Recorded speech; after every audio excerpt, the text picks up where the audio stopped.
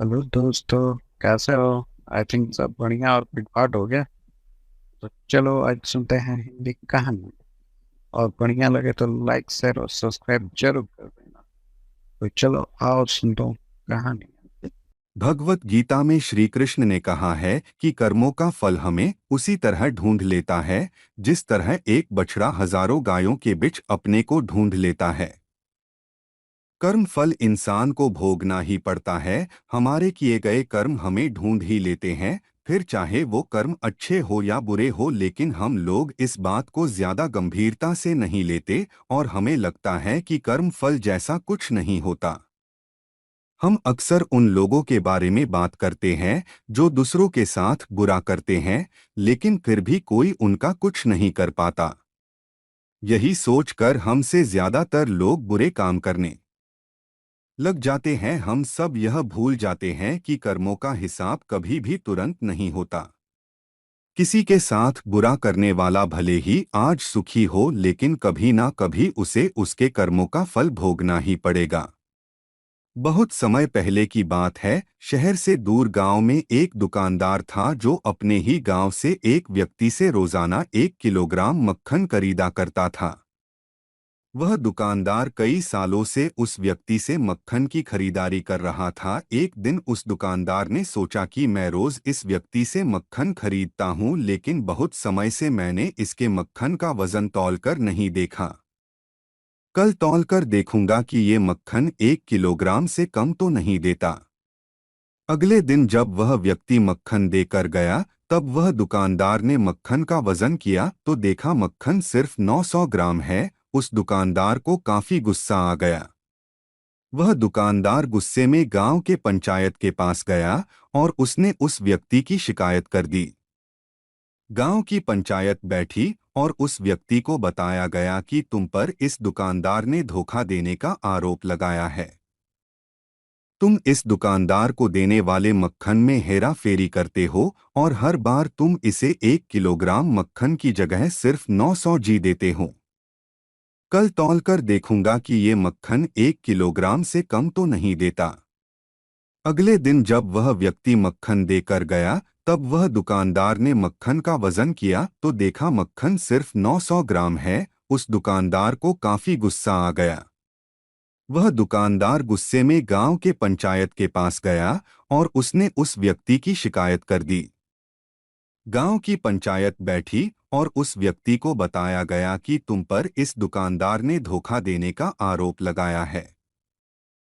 तुम इस दुकानदार को देने वाले मक्खन में हेरा फेरी करते हो और हर बार तुम इसे 1 किलोग्राम मक्खन की जगह सिर्फ 900 जी देते हो ही मिलेंगे। हमारी चालाकी ही हमारा नुकसान कर देती है। हम जो भी दूसरों को देते हैं या दूसरों के साथ जैसा भी व्यवहार करते हैं, वह कभी ना कभी लौटकर हमारे पास ही आता है। किसी के साथ अच्छा करोगे तो आपके साथ भी अच्छा ही होगा।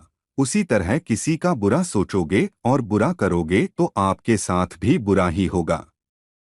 जिसे दुकानदार को अपने ही चालाकी से नुकसान झेलना पड़ा, उसी तरह हमें भी अपने कर्मों की वजह से कभी ना कभी नुकसान झेलना ही पड़ता है। दूसरों के साथ हमें बुरा करके हमें 1 2 या 10 बार बच सकते हैं, लेकिन एक ना एक दिन उसका परिणाम हमें भुगतना ही पड़ता है। हम अपने कर्मों के फल से नहीं भाग सकते हैं। बुरे करने वाले के साथ बुरा ही होता है, फिर चाहे वह आज हो या आने वाले 1 साल बाद हो। उसी तरह अच्छा करने वालों के साथ अच्छा ही होता है। कई बार हमें यह लगता है कि दूसरों के साथ गलत करके हम बच जाएंगे, लेकिन ऊपर वाला हर किसी के कर्मों को देखता है और उनका हिसाब रखता भी है, और जरूरत पड़ने पर हिसाब बराबर भी कर देता है। इसीलिए कभी भी गलत ना करो और ना ही कब यह सोचो कि उल्टे सीधे काम करके हम बच जाएंगे। जिंदगी को बेहतर तरीके से जियो, ईमानदार बनो। सालों पहले गुमथा गांव में रहने वाला एक किसान काफी दुखी था। वो अपनी जीवन की छोटी छोटी परेशानियों को लेकर उदास रहता था और अपने दुख के बारे में लोगों को बताता फिरता था। एक दिन उसे किसी ने सलाह दी कि तुम गौतम बुद्ध के पास चले जाओ। वे तुम्हारी समस्याओं का कोई न कोई हल जरूर निकल देंगे। उस व्यक्ति की बात सुनते ही दूसरे दिन वो किसान सीधे महात्मा बुद्ध के पास पहुंच गया। गौतम बुद्ध के पास पहुंचकर उन्हें प्रणाम करते हुए उसने बताया कि मैं एक किसान हूं और मैं खेती करके जीवन यापन करता हूं। गौतम बुद्ध के पास पहुंचकर उन्हें प्रणाम करते हुए उसने बताया कि मैं एक किसान हूं और मैं खेती करके जीवन यापन करता हूं। मैं यहाँ अपनी समस्याओं का समाधान लेने के लिए आया हूं। दरअसल कई बार हमारी फसल अच्छी होती है तो कभी बिल्कुल भी नहीं होती। इससे मैं बहुत परेशान हो जाता हूं। इतना कहने के बाद किसान ने आगे कहा कि मेरी पत्नी है और वो मुझसे बेहद प्रेम करती है, पर कभी-कभी वो मुझे बहुत परेशान करती है। उससे मैं तंग आ गया हूं और कभी-कभी लगता है कि अगर वो मेरे जीवन में नहीं आती तो मैं कितने अच्छे से रहता। पहुंचकर उन्हें प्रणाम करते हुए उसने बताया कि मैं एक किसान हूं और मैं खेती करके जीवन यापन करता हूं। मैं यहाँ अपनी समस्याओं का समाधान लेने के लिए आया हूँ। दरअसल कई बार हमारी फसल अच्छी होती है तो कभी बिल्कुल भी नहीं होती। इससे मैं बहुत परेशान हो जाता हूँ। इतना कहने के बाद किसान ने आगे कहा कि मेरी पत्नी है और वो मुझसे बेहद प्रेम करती है, पर कभी-कभी वो मुझे बहुत परेशान करती है। उससे मैं तंग आ गया हूँ और कभी-कभी लगता है कि अगर वो मेरे जीवन में नहीं आती तो मैं कितने अच्छे से रहता। और दुखी करता था, वो गौतम बुद्ध को बता दिया। अब किसान के पास उन्हें बताने के लिए कुछ भी नहीं बचा और उसका मन काफी हल्का हो गया। महात्मा बुद्ध से सब कुछ कहने के बाद वो उनसे अपनी परेशानियों के समाधान की उम्मीद लगाए बैठ था। काफी देर तक गौतम बुद्ध के जवाब का इंतजार करने के बाद ब्रिस्बर होकर किसान ने ऊंची आवाज में महात्मा बुद्ध से पूछा, क्या आप मेरी समस्याओं को लेकर कुछ नहीं कहेंगे? तब गौतम बुद्ध बोले, मैं तुम्हारी किसी तरह से भी मदद नहीं कर सकता। किसान ने महात्मा बुद्ध से ऐसे जवाब की उम्मीद नहीं की थी। वो उनका जवाब सुनकर हैरान हो गया। उसे अपने कानों पर भरोसा नहीं हो रहा था। उसने भगवान बुद्ध से पूछा कि ये आप क्या बोल रहे हैं? क्या आप मेरी समस्याओं का समाधान नहीं कर सकते? मैंने सुना है कि आप सभी की समस्याओं का समाधान करते हैं, तो मेरी समस्याओं का क्यों नहीं करेंगे? महात्मा बुद्ध इस बात पर किसान से कहते हैं कि आपके जीवन में जितनी कठिनाइयां हैं, उतनी हर किसी के जीवन में होती है और सबको अपनी छोटी समस्याएं भी बड़ी लगती हैं। आपके जीवन में कोई ऐसी समस्या नहीं है जो दूसरों को न हो। हर व्यक्ति को अपने जीवन में सुख दुख का सामना करना पड़ता है। हम चाहे जितनी भी कोशिश कर लें, लेकिन हमारे जीवन में सुख और दुख दोनों आएंगे ही आएंगे। कई बार हमारे अपने हमें बेगाने लगने लगते हैं, तो कई बारी बेगाने हमें अपने लगने लगते हैं। सभी का जीवन ऐसी समस्याओं से घिरा हुआ है जिसका कोई समाधान नहीं है। अगर किसी के जीवन से एक समस्या जाती है तो दूसरी समस्या आ जाती है। ऐसे में तुम एक समस्या का आज समाधान कर लोगे तो तुम्हें कल दूसरी समस्या का सामना करना पड़ेगा। यही जीवन का एक अटल सत्य है। बुद्ध की बातें सुनकर किसान को गुस्सा आ जाता है और वो उन्हें बोलता है कि लोग आपको महात्मा कहते हैं। मैंने लोगों से ये भी सुना है कि आप सबकी परेशानी दूर करते हैं, पर मेरी समस्या का निवारण करने के बजाय आप मुझे फिजूल की बातें बता रहे हैं। मैं आपके पास बहुत उम्मीद लेकर आया था, पर अब मुझे लग रहा है कि आपके पास मेरा आना व्यर्थ हुआ। मैंने जो भी आपके बारे में सुना था वो सब झूठ है। महात्मा बुद्ध को इतना कहकर किसान वहां से जाने लगता है। तभी उससे भगवान बुद्ध कहते हैं कि तुमने जो समस्याएं बताई हैं उनका मैं समाधान नहीं कर सकता, पर मैं तुम्हारी दूसरी परेशानी का निवारण कर सकता हूँ। बुद्ध की बातें सुनकर किसान हैरान हो गया और बुद्ध से कहता है कि मैंने जो समस्या बताई उसके अलावा मुझे कोई और समस्या नहीं है, और है भी तो मुझे उसका ज्ञान क्यों नहीं है। बुद्ध उनसे कहते हैं कि आपकी समस्या यह है कि आप नहीं चाहते हैं कि आपके जीवन में किसी तरह की समस्या हो, खुद को किसी तरह की समस्या न हो। ये सोच रखना ही दूसरी समस्याओं का कारण बनता है। आपको यह स्वीकार कर लेना चाहिए कि हर व्यक्ति के जीवन में किसी न किसी तरह की समस्या होती है। ये सोचना छोड़ दो कि आप इस दुनिया के सबसे दुखी इंसान हो। आपको अपने आसपास के लोगों को देखना चाहिए, क्योंकि बाकी लोग भी किसी न किसी चीज से परेशान और दुखी हैं। जीवन में सुख और दुख आकर ही रहेंगे, उसे कोई नहीं बदल सकता। बस तुम्हें दोनों ही स्थिति में खुद को काबू में रखना होगा।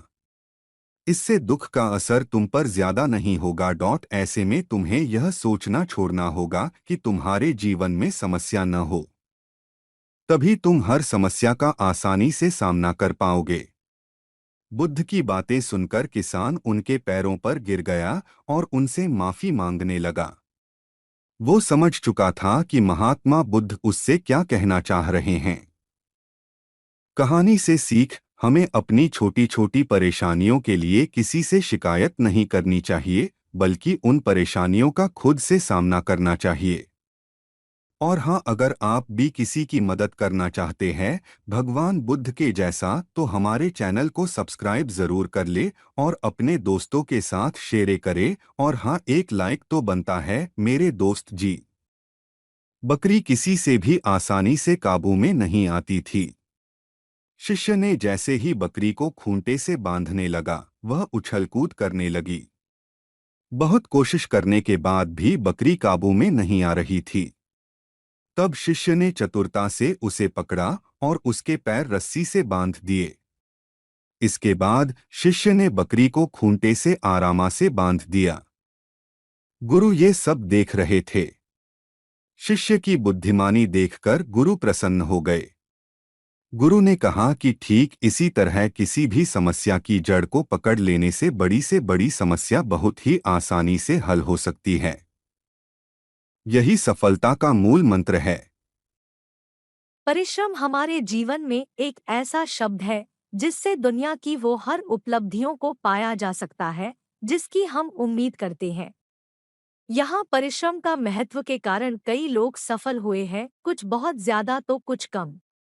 जो व्यक्ति ज्यादा परिश्रम किया वो ज्यादा सफल हुआ। सफलता की कुंजी है परिश्रम। बिना मेहनत के तो कुछ लोग सफल जरूर हो जाते हैं, पर उनकी सफलता ज्यादा दिन तक नहीं चलती।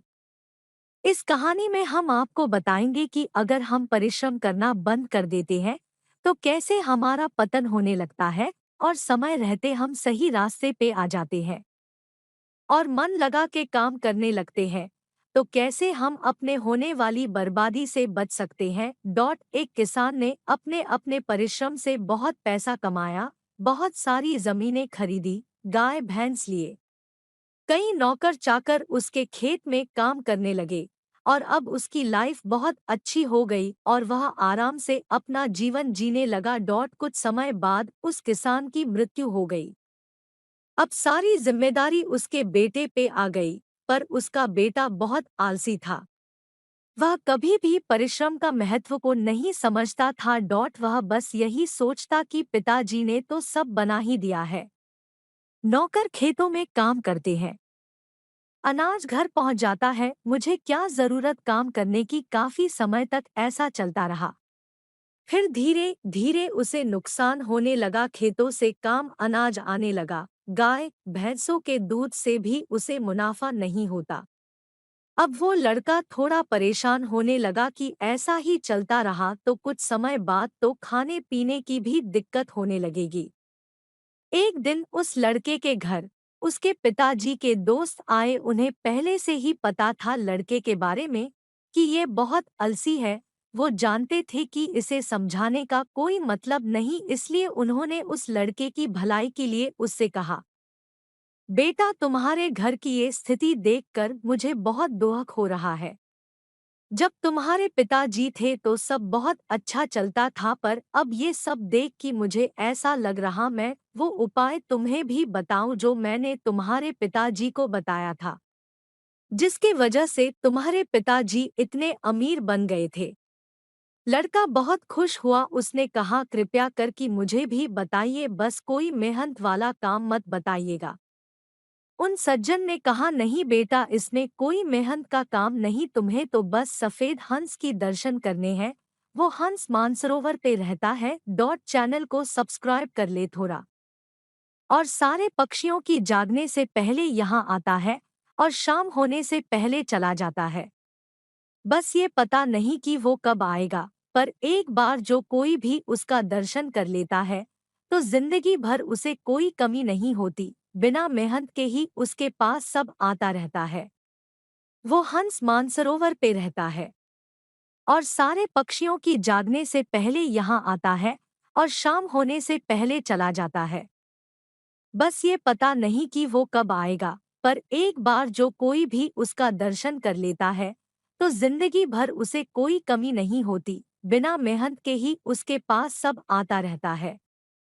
लड़का बहुत खुश हुआ और दूसरे ही दिन सुबह घर से बाहर निकला और उस हंस की तलाश में अपने खेतों की तरफ गया। वहां उसने देखा कि एक आदमी उसके खेतों से अनाज चुरा रहा था। खेत के मालिक को देख कि शर्मिंदा हुआ और माफी मांगने लगा। खेत से वापस लौटते समय अपने गौशाला में गया। वहां उसने देखा कि गाय भैंस की रखवाली करने वाला ही गाय का दूध दूहकर अपने ही लोगों को बांट रहा है। खेत से वापस लौटते समय अपने गौशाला में गया। वहां उसने देखा कि गाय भैंस की रखवाली करने वाला ही गाय का दूध दूहकर अपने ही लोगों को बांट रहा है। ऐसा करने के लिए रखवाले को उसने डांट लगाई और वापस घर आ गया। नाश्ता करने के बाद तुरंत वो हंस की दर्शन करने के लिए खेतों में चला गया। वहां पहुंच के उसने देखा इतना समय हो गया पर खेतों पे अभी तक मजदूर नहीं आए हैं। जब मजदूर आए तो उन्हें भी डांट लगाई। इस तरह वह जहां जहां गया उस दिन वहां अपने होने वाले रोज के नुकसान से बच गया। सफेद हंस की तलाश में वो लड़का अब रोज सुबह ही अपने घर से निकल जाता। उसके डर से उसके मजदूर समय से काम पे आने लगे और पूरे मन से काम करने लगे। उसके खेतों से और दूध की चोरी होना भी बंद हो गई। एक दिन उसके पिताजी के दोस्त फिर से उसके घर आए। उन्हें देख के लड़के ने बोला कि सफेद हंस तो अभी तक नहीं दिखा मुझे, पर उसकी खोज में ही मैं जब से लगा हूँ तब से ही मुझे बहुत लाभ होने लगा। पता नहीं वो जिस दिन दिख जाएगा उस दिन क्या होगा। उसके पिताजी के दोस्त हंसने लगे और बोले, तुम अभी तक नहीं समझे। परिश्रम करना ही वो सफेद हंस है। परिश्रम का फल हमेशा उजाले की तरफ होता है।